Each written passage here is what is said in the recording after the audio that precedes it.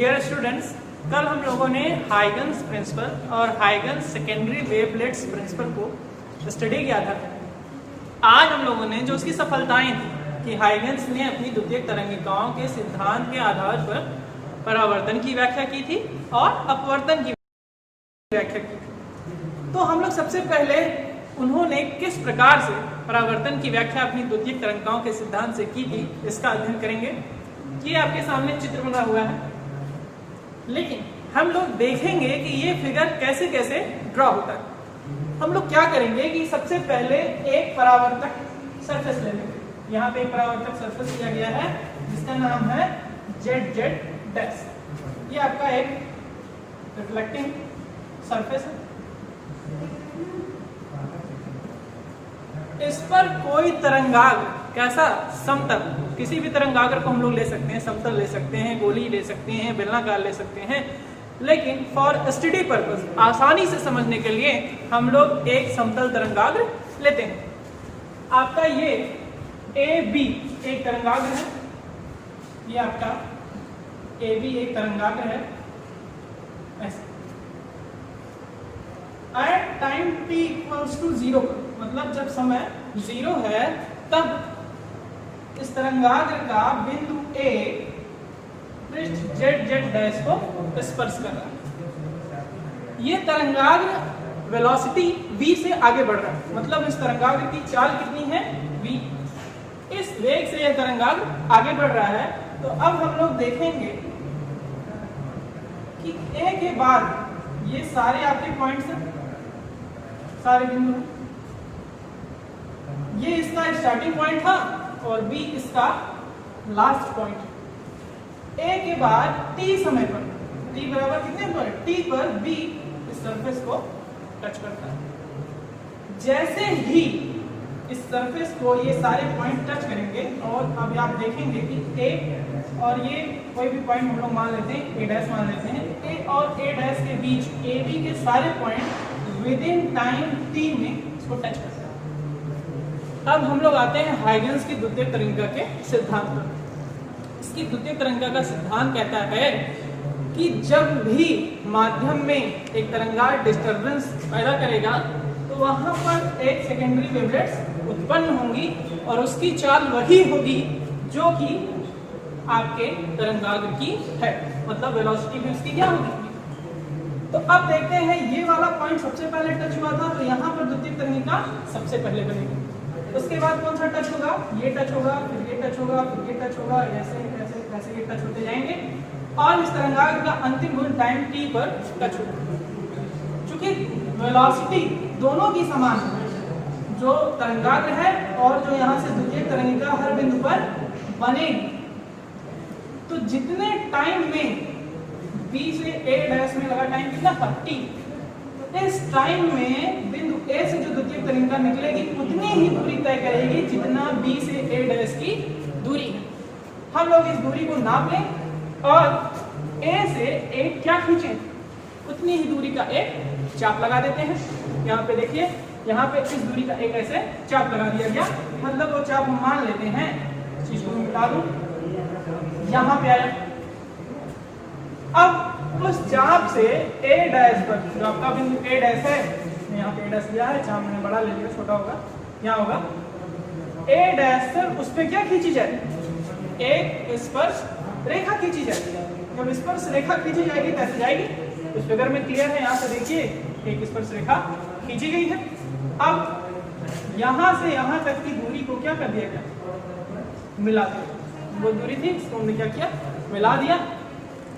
ये जो खींची गई आपकी स्पर्श रेखा होगी वो परावर्तित तरंगाग्र को प्रदर्शित करेगी। इसी तरह से यहाँ पे दूसरा पॉइंट आगे बढ़ेगा, तीसरा, चौथा, पांचवा, छठवां, और B के लिए ये वाला पॉइंट यहाँ पे मिल जाएगा। अब हम लोग दो त्रिभुज ले लेते हैं, ये आपका फिगर हो गया। चलिए बेटा, अब हम लोग इसमें दो त्रिभुज लेंगे। पहला त्रिभुज लेंगे AB A डैश और हमारा दूसरा त्रिभुज होगा AB डैश A डैश। लिख लेते हैं हम लोग त्रिभुज AB A डैश एंड त्रिभुज AB डैश A डैश में। आइए देखते हैं इनमें समरूपता क्या है, ये सर्वांशम है कि नहीं है। देखिए ये एंगल आपका कितना है 90 डिग्री और इस त्रिभुज में भी ये एंगल आपका कितना है 90 डिग्री। अब ये यहां से B से A' की दूरी कितनी होगी, ये यहां से यहां तक t टाइम में पहुंचा है और किस चाल से v से, तो दूरी बराबर चाल गुणे समय v इंटू टी। और यहाँ a से b' की बात करें तो हमने इसी दूरी का चाप लेके खींचा था, तो जितनी दूरी वो है उतनी ही दूरी ये भी है, ये भी आपकी bt होगी, मतलब a b' हो गया। एक कोण बराबर हो गया आपका 90 डिग्री, यहाँ लिख लेते हैं कोण a b a' बराबर कोण a b' a' बराबर 90 अंश। एक और अब भुजा की बात करें, ये वाली जो भुजा है आपकी a' दोनों में समान एक ही, तो ये आपका कोण भुजा भुजा। इस प्रमेय से आपके ये दोनों त्रिभुज कैसे हैं, सर्वांगसम। अब हम लोग लिख लेते हैं त्रिभुज a b a' सर्वांगसम है त्रिभुज a b' a'। अगर दोनों त्रिभुज सर्वांगसम हैं तो इनके संगत कोण भी आपस में बराबर होंगे। तो आपका ये वाला कोण हम लोग लेते हैं, ये वाला इस त्रिभुज का ये और इस त्रिभुज का ये कोण b a' बराबर कोण b' a'। ये अगर ये दोनों त्रिभुज सर्वांगसम हुए तो ये दोनों कोण आपके क्या हो जाएंगे, समान हो जाएंगे। अब हम लोग इन कोण का मान चेक करते हैं कि इसके मान क्या है। देखिए ये मैंने यहाँ i लिख रखा है, मैं इसको हटा देता हूँ, ये i नहीं है। इसी तरह से यहाँ पे भी मैं हटा देता हूँ। ये आपकी आपतित किरण थी, ये अभिलंब है, दोनों आपतित किरण और अभिलंब के बीच बना कोण क्या होगा, आपतन कोण। और यहाँ पर ये परावर्तित किरण थी और ये अभिलंब है, इसके बीच बना कोण आपका परावर्तन कोण हो गया। अब ये देखिए ये आपका तरंगाग्र है, ए भी आपका क्या है, तरंगाग्र है, और उसके संगत ये मान लेते हैं m और n है। ये m और n किरणें, हमने इससे पहले वाले लेक्चर में आपको बताया था कि किरणें जो होती हैं वो सदैव तरंगाग्र के चलने की दिशा के लंबवत होती हैं। मतलब तरंगाग्र और किरण के बीच बना कोण कितना होगा, 90 अंश। तो ये यहाँ से लेके यहाँ तक का जो एंगल है तो कितना होगा आपका 90। हमें पता है कि ये वाला एंगल I है, तो ये वाला कितना होगा 90 माइनस। क्लियर हो गया। अब देखिए यहाँ पे हम लोग देखते हैं इस बिंदु को, ये आपका z एक पृष्ठ है और उस पर खींचा गया ये क्या है, एक अभिलंब है।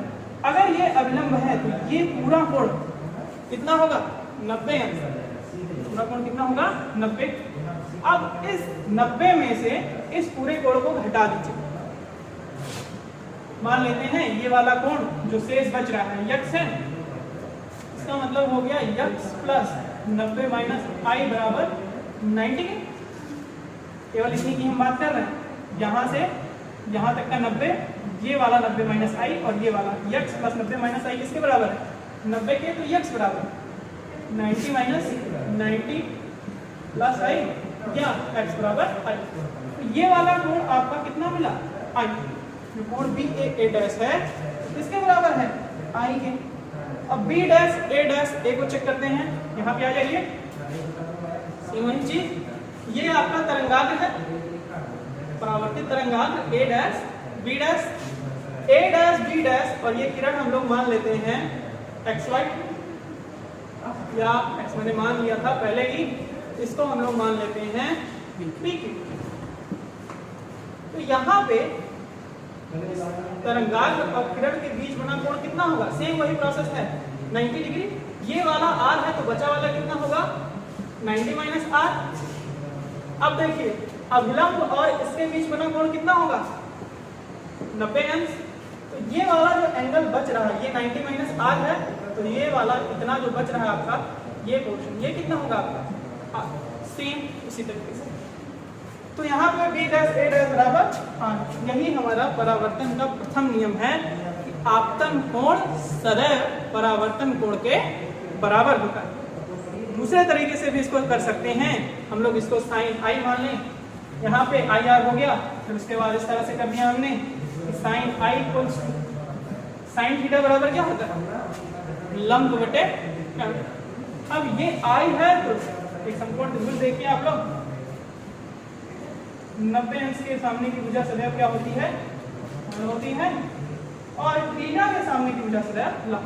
तो थीटा इसमें देखिए i है, i के सामने क्या है बी ए डैश बटे, अब कर्ण क्या होगा 90 अंश के सामने जो है वही कर्ण है, वो क्या है बी ए डैश।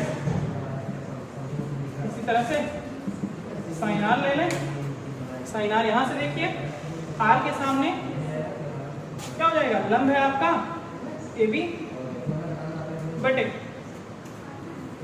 कर्ण देख लें ए डैश। हम जानते हैं कि दो समीकरण हमारे पास हैं, ये है मेरा पहला और ये है मेरा दूसरा। Divide equation first by second, तो आपको मिल जाएगा साइन आई बटे sine r that is equal to, यहाँ पे देखिए आपका बी ए डैश बटे ए डैश है, बी ए डैश बटे ए डैश, जो बटे में है वो मल्टीप्लाई में हो जाएगा ए डैश बटे ए से कैंसिल। यहाँ पे मैंने देखिए लिख रखा है कि B A dash A B बराबर किसके है बी टी, या साइन आई बटे sine r is equal to B T upon B T, cancel value कितनी आ गई 1, sine i equals to sine r या आई इक्वल्स टू। यहाँ से भी हमको ये चीज मिलती है कि आपतन कोण परावर्तन कोण के बराबर होता है। आप दोनों में से कोई रूल लगा के इसको प्रूव कर सकते हैं। अब परावर्तन का दूसरा नियम क्या है, आपतित किरण, परावर्तित किरण तथा विलंब तीनों एक ही तल में होते हैं। हमारे सामने एक चित्र है, अब हम लोग देखते हैं तो सारे के सारे जितने चीजें ड्रॉ आउट हुई हैं किसके तल में, ब्लैक बोर्ड के तल में, मतलब सबका तल एक ही। या अगर आप लिखेंगे तो लिखेंगे कि कागज के तल में होती है, हमने ब्लैक बोर्ड पे बनाया तो हम लिख रहे हैं ब्लैक बोर्ड के तल में। तो ये प्रूफ हो जाता है हमारा परावर्तन के दोनों नियम। हाइगन्स की द्वितीयक तरीकाओं के सिद्धांत पर यह परावर्तन की व्याख्या। चलिए अगले टॉपिक पे चलते हैं, अपवर्तन की व्याख्या। चलिए बेटा अब हम लोग अपवर्तन की व्याख्या करेंगे हाइगन्स की द्वितीयक तरीकाओं के सिद्धांत को लेकर। आइए हम लोग फिगर खींचते हैं। सबसे पहला काम सीखते हैं कि इसका चित्र कैसे खींचा जाएगा, और मोस्टली चित्र खींचने में ही हमें चीजें स्पष्ट हो जाती हैं। पूरा चित्र फिजिक्स में कभी मत देखिए, सबसे पहले देखिए कि कौन सी चीजें कैसे कैसे ड्रॉ हो रही हैं, इससे आपको काफी चीजों का अंदाजा लग जाएगा।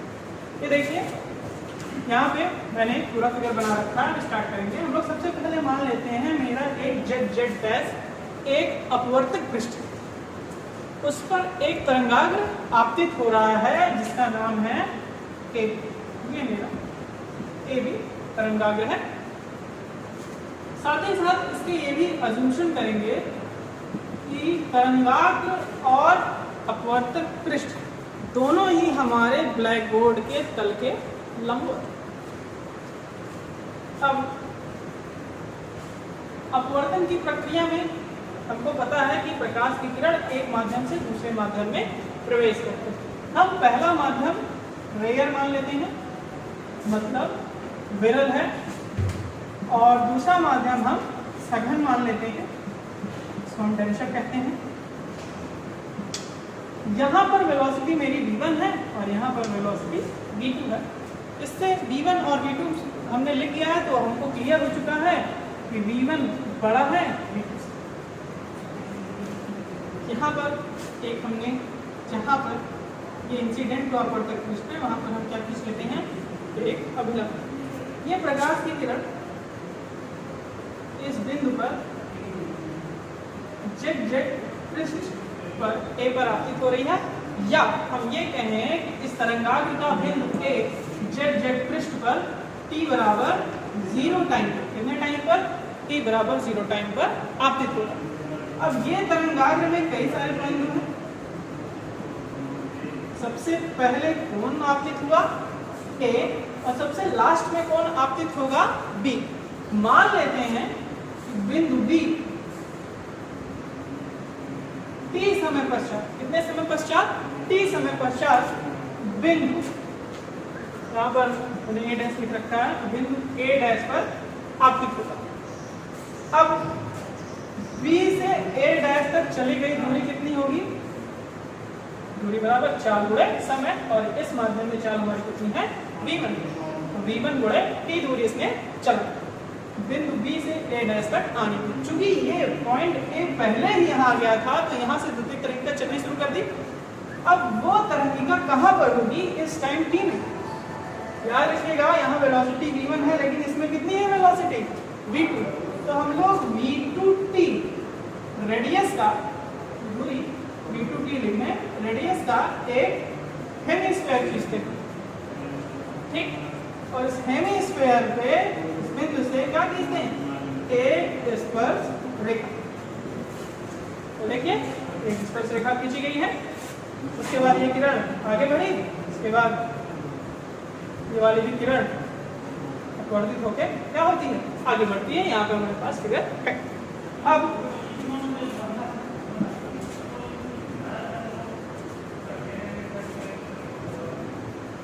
यहाँ पे वेलोसिटी क्या है, v1, यहाँ पे कितनी है, v1, v2, ये दूरी मैंने निकाल ली थी v1t, और ये वाली दूरी मेरी कितनी है, v। अब हम लोग दो ट्रायंगल लेते हैं। सबसे पहले लेते हैं ए बी ए डैश, त्रिभुज ए बी ए डैश में ये एंगल हमने आई लिख रखा है, और ये एंगल हमने लिखा है आर। तो पहले जान लेते हैं कि कैसे आई हुआ और कैसे आर हुआ। देखिए ये मेरी आपतित तरंगाग्र है, जिसके अभिलंब मैंने खींचा तो मुझको आपतन कोण कितना मिला, आई। जैसे इससे पहले परिवर्तन में हमने किया था, सेम वही प्रोसेस है। ये पूरा एंगल कितना है, यहाँ से यहाँ तक 90, ये वाला कितना होगा 90 माइनस आई, सेम वही प्रोसेस है। यहाँ से यहाँ तक कितना है 90, तो ये एंगल कितना आपका बचेगा, ये पूरा याद रखिएगा, यहाँ से अब यहाँ से यहाँ तक 90, तो ये कितना बचेगा आपका 5। तो यहाँ पर हम ये सारी चीज़ें नहीं दिखाते हैं, यहाँ वाले में देखते हैं, ये एंगल मेरा आ रहा है, ठीक। तो यहाँ से यहाँ तक पूरा मेरा कितना था 90, तो बचेगा कितना, ये 90 माइनस आर। ये एंगल स्पर्श रेखा है, टेंजेंट है, तो कितना है 90 अंश। तो देखिएगा ये मेरा 90 डिग्री है, तो ये 90 माइनस आर है, ये 90 है, तो ये कितना होगा आर। इस तरह से इसको लिखा जाता है, इसको आप लोग जानते रहेंगे। अब यहाँ इस त्रिभुज में से हम लोग लिख लेते हैं कि साइन आई बराबर लंब बटे, मैंने इससे पहले बताया था कि थीटा के सामने की भुजा लंब होती है, और वो कितनी है v1t बटे, अब कर्ण 90 अंश के सामने कितना है आपका ए ए डैश। इसी प्रकार त्रिभुज, अब त्रिभुज कौन सा लेंगे, ए बी डैश ए, त्रिभुज A B dash A dash. यहां से हम ले लें साइन आर, क्या ले लें साइन आर। थीटा के सामने की भुजा कौन सी, ये लंब, और इसकी द्वारा चली गई वैल्यू इसकी मैंने कितनी बताई थी आपको v2t। ये दूरी जो है एक्चुअल में आपकी कितनी दूरी है v2t। इसी का रेडियस लेके हमें हेमिस्फीयर यहाँ पर खींचते हैं, बटे 90 डिग्री के सामने कर्ण है, तो a a dash. Divide equation first by equation second, हमको मिल जाएगा sine i upon sine r that is equal to v1t upon a a dash upon v2t upon a a dash. A a dash cancel, t से t cancel हो गया, आपका यहाँ पे बचेगा sine i upon sine r that is equal to v1 upon v2। ये constant होता है। इसी प्रकार स्नेल का नियम भी है कि साइन आई बटे sine r that is equal to 1 v2 that is equal to constant. चाहे हम सीधे लिख दें चाहे निकालें। अब देखिए निकालते कैसे, मान लेते हैं कि इस मीडियम में रिफ्रैक्टिव इंडेक्स अपवर्तनांक μ1 है और इसमें क्या है μ2। अब हमने रिफ्रैक्टिव इंडेक्स की डेफिनेशन पढ़ी है कि μ इक्वल्स टू क्या होता है c/v, तो v equals to c upon μ। रख दीजिए। तो यहाँ पे आपका साइन आई बटा साइन आर जो हो जाएगा v1 क्या है c अपॉन μ1 बटे c अपॉन μ2। ये c फिक्स है 10 टू द पावर 8, तो ये नहीं चेंज होगा। चेंज क्या होगा खाली μ1, तो 1 था तो 1, 2 था तो ये हो जाएगा sine i upon sine r that is equal to c upon μ1 into μ2 upon c से c कैंसिल।